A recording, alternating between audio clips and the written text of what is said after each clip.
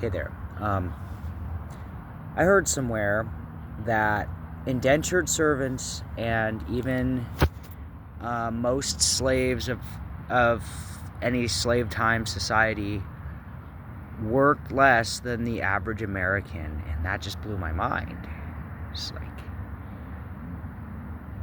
we all are working to what? To what end? And wealth, to me, is being able to own, not even own property, but be a steward of property, at least until we die. Because if you have that, if you have land, you can set your pace, you can work at your pace, you can follow your body, but it blows my mind that most of us, the way things are going, will never own or steward over a piece of property. And that's kind of what I'm hoping to help reverse. I mean, we may not in our generation, but if we keep at it and keep chipping away at the boulder, we may be able to help facilitate for that to be something our children have. I found that even if I were to get $5,000 a month, that's $60K a year, that's still never going to be enough to own anything because of the inflation rates. That's the calculated math that they do to keep us working or chasing the carrot, right? So I had to shift gears. I had to, first of all, I had to employ myself because I live in Idaho, and their wages are not livable wages. They still have the federal minimum wage of $7.35 or $7.25 or $7.35.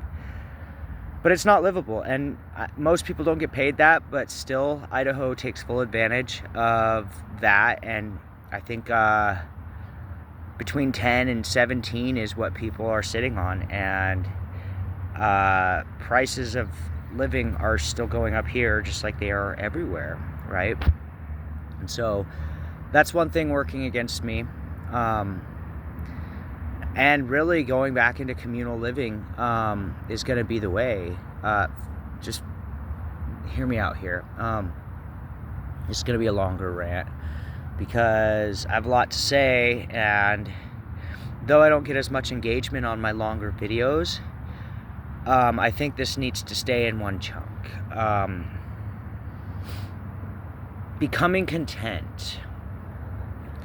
Not falling for all of the sales tricks and schemes, and buying things every time we're out is something we can do to kind of slow the pace, right?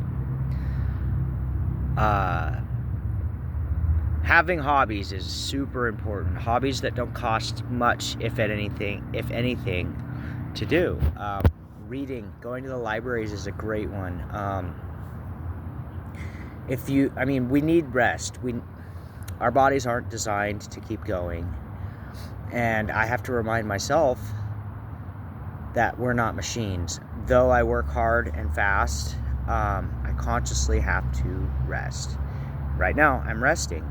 I don't usually do this. I would have usually gotten off of work and kept working somewhere in my yard, which today I decided I can feel the fatigue setting in, and I'm going to follow my body, or I'm going to end up sick, or just end up overdoing it on the rest because my body needs it. And then it's just like this pendulum, and you never quite get the rest ratio that you need with the amount of work you do. And one thing I've also had to consciously do is a harsh reset, right? And it's not just about living. I mean, poverty is such a funny concept, because most of us fall under the poverty line, even if we have channels and this and that. I want to say poverty is somewhere, I think, 50K and under, which most people that I know don't make that unless they're like a tech guru or got really successful selling their art, or they're selling, drugs or OnlyFans. But to what end, right? So that we can have the newest iPhones, so that we can have things to flash around. I dream of a community where we work just enough to keep it going. We have the technology to do so. It's just a matter of how do we start to integrate these things in our daily lives. The big part is not feeling the need to have everything at instant gratification, right?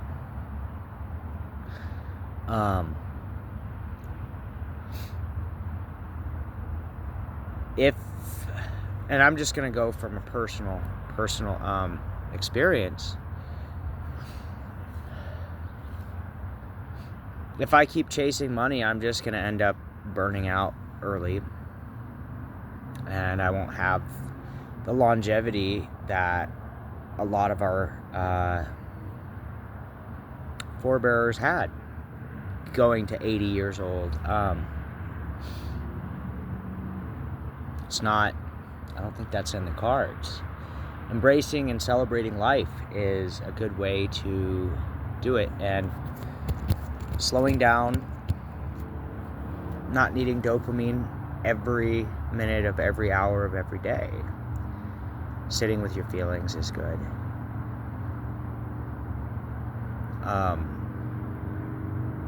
Not getting hung up on the politics of the world, because yes, we can do things to help, but really, the best thing to do is to not participate in the rally cries and the warmongering. And yes, it sucks, but to radically focus right where your feet are at, to take stock in what you want in your life, and if it doesn't line up with who you are on the inside, it's probably not even your thoughts. It's probably the program running through you. And simpler times just sound like a fantasy dream right now. They don't have to be. I work between 20 and 30 hours a week, intentionally. And though I'm not wealthy in the monetary sense, I feel extremely abundant. I wake up with inventions in mind, and knowing that because I don't have the fiscal budgets to do everything all at once, a lot of my inventions are journaled, or I speak about them to others. And I also, instead of just collecting and hoarding things, I have the invention in mind, and I look around and I see things that I could collect at a future date. And then instead of trying to invent it right then and there to have it, I make it kind of an ongoing list, right? One of the things I'm building is a bike trailer it'll be a modular trailer for work with one inset, and then another trailer inset on the same bike frame, which would be like a bike camper. And then I don't even have the e-bike yet for it, but that's where I'm headed. So I'm saving my money, I'm saving for a car, and I'm saving for an e-bike. The car, even when I have my own vehicle, it's not going to be something I use often, because I have formulated a life around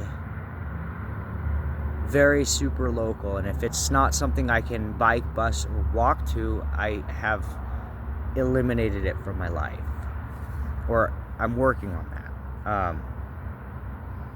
And I get it, some people have to commute to work for now, but the model I went was, well, I don't foresee myself having all the things that they tell you that we need right away. So I built my life around a super local appeal. And if you're rural, I understand cars are kind of necessary to get to commute to work, especially. But if you live in a city, most cities offer city buses and transit systems that aren't too expensive, and you can get monthly rates that will help your budget.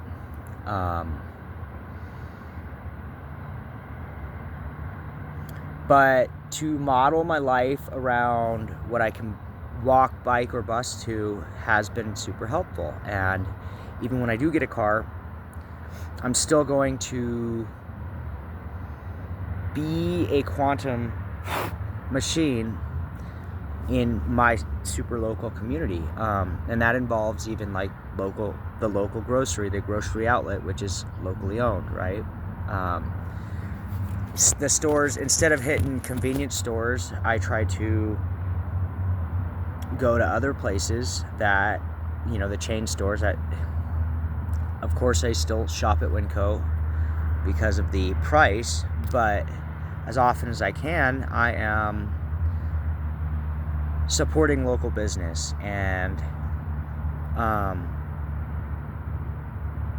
bringing myself to be one of the quantum code creators and the hands of God, as a friend of mine put it. We are the hands of God. We do God's work. And if that means, because the price of oil is a rigged game, if I'm driving less, driving only when I need to, utilizing the exercise, because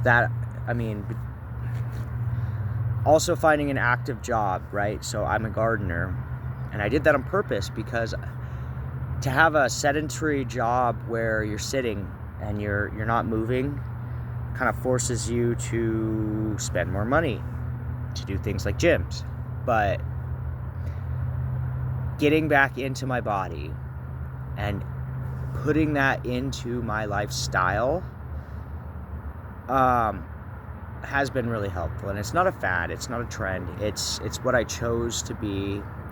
Everyone can choose what they want, but I know there are some people that they want more of a simple lifestyle, and one of the these are just things that I do and I'm sharing. The little tiny libraries are great. If you don't have a book to leave an IOU and then come back later with a book. Or, utilize your libraries. If you need the newest book or whatever, for whatever purpose, that's cool too. And then also, as a recovering addict, I'm seeing where the dots connect, and society is built on addiction, built on the need for need, and just being content with myself. I'm currently down to nicotine and caffeine, which is a huge step back, because I was at one point or another addicted to everything but heroin and fentanyl. I probably would have liked it too much. But all of that is money leaving your locale, right? Energy. It's energy harvest. And so eventually I want to be completely chemical free, except for the natural dopamine and serotonin, and the natural chemicals that my body produces from living a active lifestyle. And The reason I stress gardening, I know you're not going to be able to sustain yourself necessarily this year, but like, it's a whole lifestyle, okay? And it's almost an act of rebellion against the money machine. I'm keeping myself busy enough and intrigued enough with my projects, DIYs, and a lot of times I have these, inventions, right? And when I'm cleaning up or gardening or doing a job somewhere, someone will have something that is one of the parts I need for something I'm designing. Having design journals is a great idea. I don't put a lot of that on paper because I'm fed up with people stealing my ideas. I don't mind sharing, but when they go out and then they patent it, which a patent is a sure way to shut me up for some of my ideas, right? I'm not going to sell the rights to something that shouldn't be a thing. Information should be shared, and we should be helping each other along. But some of the ideas that I have, I could cash in on, but that would also require a lot of time and dedication that I haven't allocated yet. Being content enough to sit at my own home, and if I feel the need to be entertained, I draw, I read. Well, I'm getting more into reading, and I'm and journaling, and later on I read my journals, and it's like reading from a different person's perspective because I change so much every single day, every single week, every single month. And I speak from my perspective because I'm not here, I'm pro-choice. I really am. But if your choices are negatively affecting the community that we have to keep showing up to and patching holes in, that's when I will make a statement, okay? I'm not gonna force God down your throat. I'm not gonna force ideals down your throat. What I will do is share from my perspective because that's what I know. Gossiping and backbiting, words are spells, right? And yes, I have been in the past.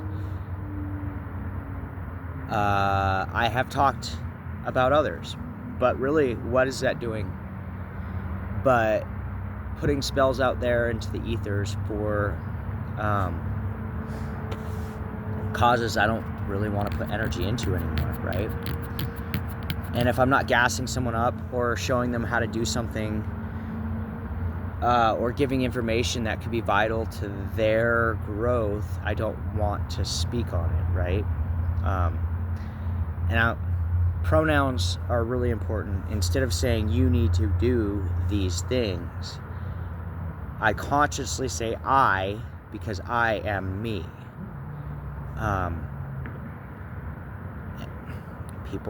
People do take stock in what I have to say. It's not narcissistic. It is perspective. It is personal perspective. And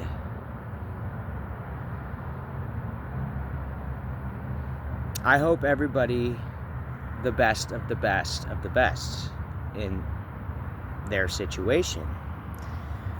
I will speak on things that work and have worked and continue to work for me. But that's not me telling you what to do or anybody else what to do. It's me speaking from my experiences because that's what I have. That's the only way I can be true and stay true is to share my experience. I think there are times and places where, we're exposing evils and we're trying to collectively build something. But I really believe that the words that I put out there, they affect the quantum field. And some of the best videos, some of the most intriguing videos. Hang on, I'm going to show you this cool.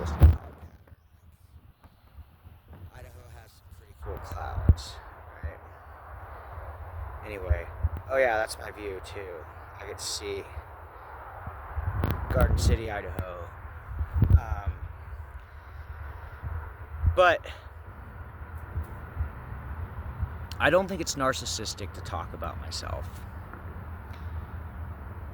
It would be narcissistic for me to tell you what to do in my frame of the world. What I can do is share my experiences.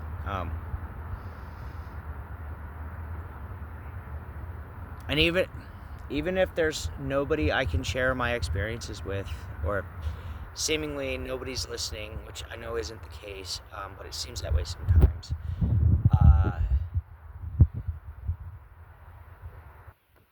What I can choose quantumly every day, every hour, every minute is to know that life is a series of binary choices, right? Or ternary choices, really, because there's maybes sometimes. There's yes, no, maybe sometimes, which is the ternary, right? That third choice. Nothing is absolute. So when we think in absolutes, then we build structures, unnatural structures against the natural flow of the universe, right? And having hobbies it's a way to fill your own cup when there's no one else to give you that hit of serotonin and dopamine, right? Those chemicals that we all want, but we're sold a cheap form of it in, drugs, alcohol, overdoing anything. I'm on the same mission. Like, I'm not perfect. I still indulge in junk food. That stuff I know is poison sometimes. And one thing I've stopped doing is shaming myself for having those, because that's what I grew up doing, right? That's what we all were conditioned to do. And then instead of shaming myself for doing things that are compulsive, I reflect on them. Like, okay, I ate too many cookies today. Whoops. What can I do better next time? Maybe. And I don't buy them. Sometimes I have to supplement food or whatever, because I'm just now starting my business, and I'm not going to get a loan because I don't want to pay somebody back with interest. So grants, I'll save the grants for my community projects, which right now I'm helping with a community outreach garden. I said I wasn't going to share what I'm into, but I heard one of the tarot readers talking about their aspirations, and it was inspiring. Like, okay, why not share? Maybe it'll give somebody, it'll shed some light and show, that I'm not just a hollow shell, and maybe somebody will be inspired, right? That's the hope.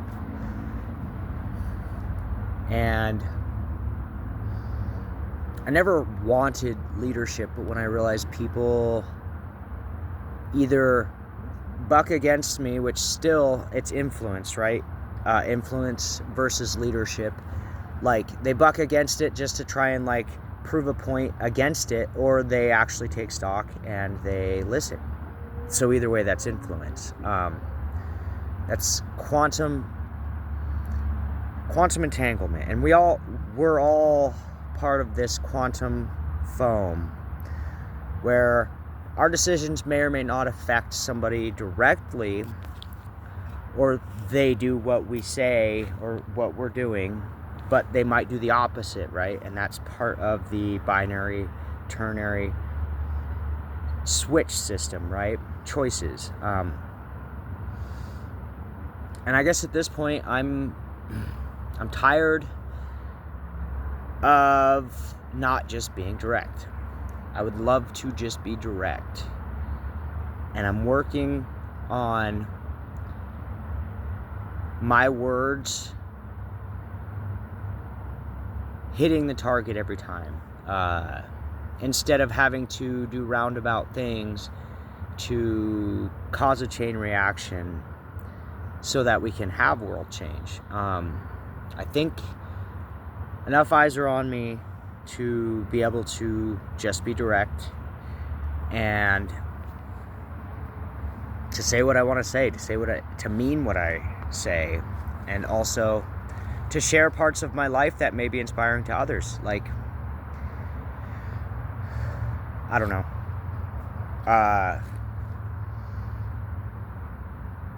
In a cut and paste world, I spent most of my life trying to be original. And that's great. I think at some point everybody should find their own authenticity and be okay with it. I'm all for it. I'm all for the underdogs. What I'm not for is using the powers of influence to just bully people around just because I can, right? Like, I'm not for that. And if my words are hurting more than helping, then I'm in the wrong. Leading by example, okay? Been told, instead of talking to trying to tell people how to do things, show people. But I don't want to document everything I do. My life is already the Truman Show, and I don't want to be in everybody's front and center focal point. I want people to get out there and smell the roses. Not literally, but like do what they want to do, as long as it doesn't interfere with collectively building a space where everybody can go out there and do what they want to do. So it's kind of a balance, right?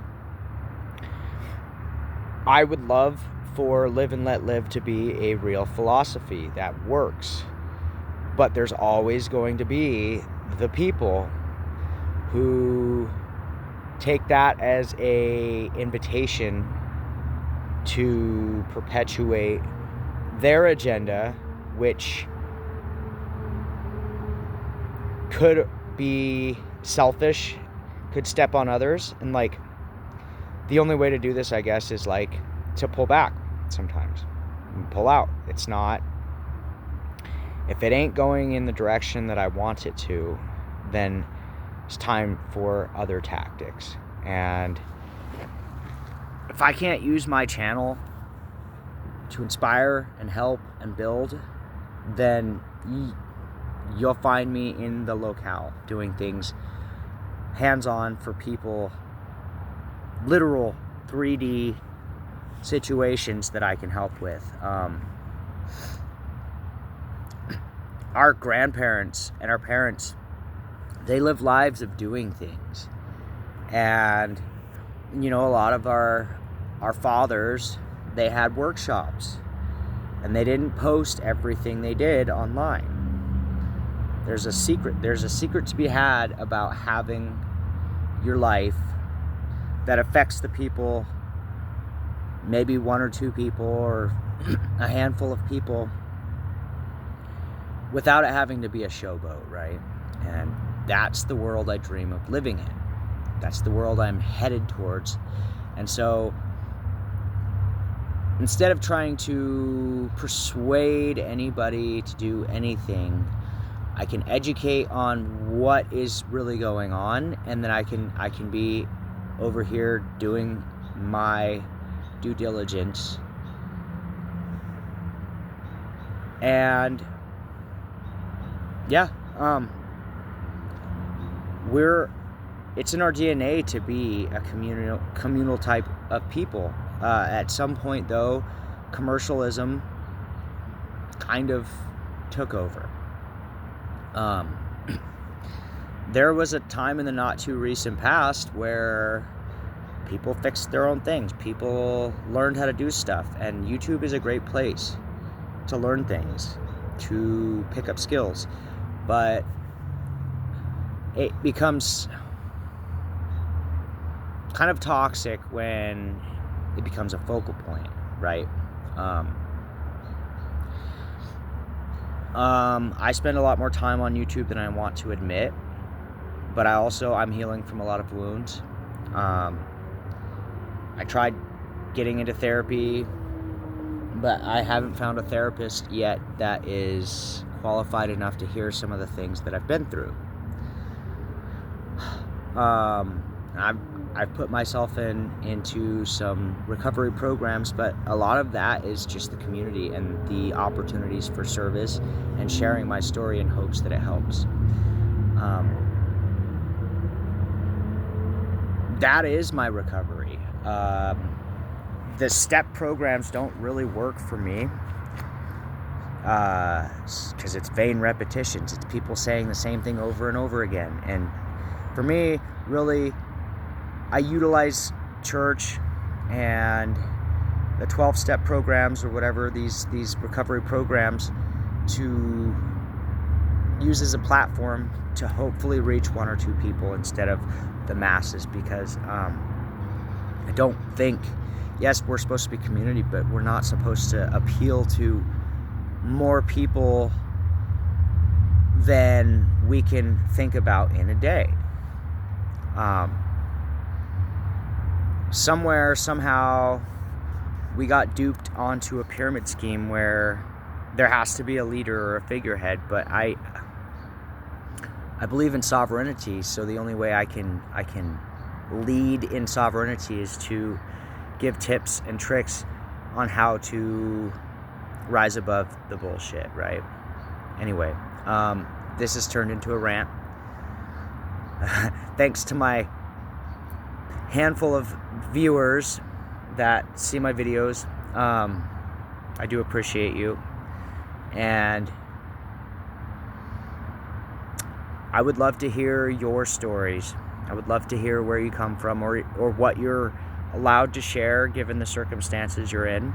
But true authenticity is something I crave, and I love watching that. People who build, people who do things, people who are authentic and show their lives and do the thing.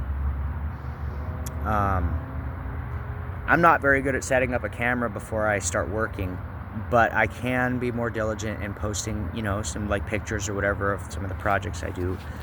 I get kind of camera shy, and so for me to even do a 33-minute video it's a leap. So thank you to the, 3 or 5 people that actually watch my video. I appreciate you, and I hope you have a wonderful week, the rest of the week and a weekend, and stay safe out there.